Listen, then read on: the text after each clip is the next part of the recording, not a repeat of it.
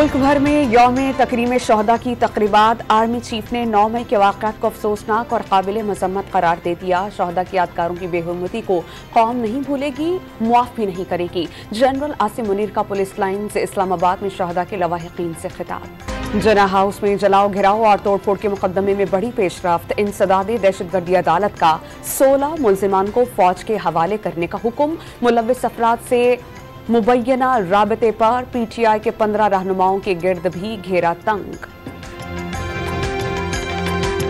तहरीक इंसाफ के रहनुमाओं और कारकुनान के खिलाफ आर्मी एक्ट के तहत कार्रवाई। सुप्रीम कोर्ट में चैलेंज। कार्रवाई गैर कानूनी करार देने की इस्तदा। गिरफ्तारियां कलअदम करार दी जाएं। इमरान खान की दरख्वास्त। पुलिस का ऑपरेशन। परवेज इलाही की गिरफ्तारी अमल में नहीं आ सकी।